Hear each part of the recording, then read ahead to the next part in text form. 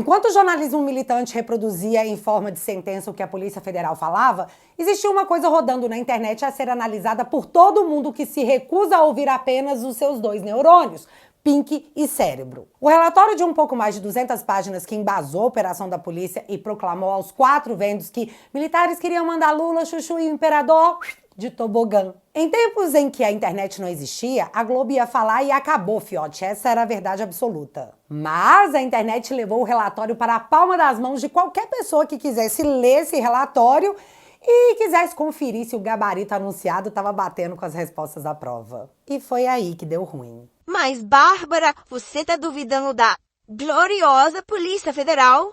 Então, eu tô. E eu já vou dar os meus motivos mais pra frente. Por hora, você tem que saber que uma galera também tá torcendo o nariz. E como criticar a palavra de instituições que são contra o Bolsonaro no Brasil é crime, eu vou ficar com a matéria da Folha, já que o regime ainda está constrangido de ir diretamente para cima de jornais tradicionais que não estejam 100% alinhados. Investigação sobre plano para matar Lula e Moraes tem indícios e lacunas. Indícios, como o pai dos burros, o Google, nos conta, é algo que indica a possibilidade, mas não é um fato concreto. E então a Folha faz um compilado de quais são esses indícios e quais são as lacunas dentro desses indícios apontados. Portanto, se liga. Sobre a reunião com Braga Neto, a Folha diz que os indícios são que mensagens com um suspeito teor golpista começaram a surgir a partir do dia 12 de novembro de uma reunião na casa do general Braga Neto, onde estaria o Cid, o Major Rafael e o tenente-coronel Hélio Ferreira. Mas, segundo a matéria, a lacuna desse indício é que não existe nenhum indício do que foi de fato tratado nessa reunião. Então, por uma análise cronológica, a PF concluiu que houve uma reunião para se tratar de um golpe de Estado na casa do Braga Neto.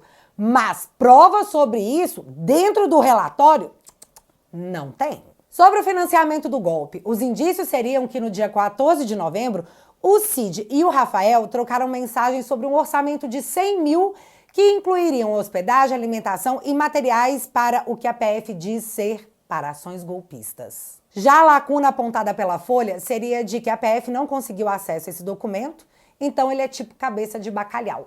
Ninguém nunca viu. Outro indício apontado pela Polícia Federal foram os preparativos para a ação. A PF diz que através do rastreamento de antenas dos celulares da galera, Cid, Rafael e Bolsonaro estavam na mesma área da antena que cobre o Palácio do Planalto e que o general Mário Fernandes teria impresso no Planalto o tal plano para mandar de tobogão o Alexandre, o Chuchu e o Lula. Já a lacuna apontada pelo jornal é que não existe confirmação direta que nenhum deles tenha se encontrado. E por fim, o tal plano para de fato... O indício foi um texto encontrado no HD do Fernandes, e esse texto descrevia etapas de uma operação, armamento e riscos envolvidos. Já as lacunas nessa alegação são as que não se sabe a quem esse documento foi apresentado e que nos casos do Lula e do Chuchu não existem outros elementos de provas de que as coisas foram além do que um texto. Além disso, até o momento a PF não soube identificar sequer quem seria o tal do Juca. E galera, eu acho que todo mundo aqui já tá sabendo que no último mês, 30 dias, eu recebi 3 processos vindo do PT. E é interessante ver que o escritório que assina 2 deles é do Zanin, que agora é ministro do STF. E tá lá no TSE, nesse momento. Apesar de eu não ter foro e sei lá, cara, já nem sei mais. Tudo coisa de democracia, sabe? Democracia pra Carvalho. Se você quiser me ajudar, eu aceito, mas eu te ofereço uma coisa em troca. Mesmo com o risco de perder tudo que eu tenho na nossa linda democracia do amor, eu vou continuar te atualizando com a minha opinião sobre as coisas que rolam na política do Brasil. O único crime que eu cometi foi contar pra vocês as coisas que eu penso sobre a política tupiniquense. Quanto mais a turminha das trevas tenta tirar o nosso direito de falar, mais a gente deve gritar para todo canto as coisas erradas que eles estão fazendo. Eles querem derrubar todas as minhas redes porque meu plano é impedir que você fique sem saber o que está acontecendo. Pelo menos algo do lado de cá do muro você vai receber. A democracia quer me silenciar para te obrigar a viver em um país de pensamento único. E isso nem de longe é democracia. Galera, se a gente não desistir agora, a vitória é só consequência. Nós estamos aqui para construir um bom futuro, um verde e amarelo para os nossos filhos e netos. São os tempos difíceis que criam os homens fortes. E a gente é desses. Toque no botão aqui embaixo e entre para a família Te Atualizei.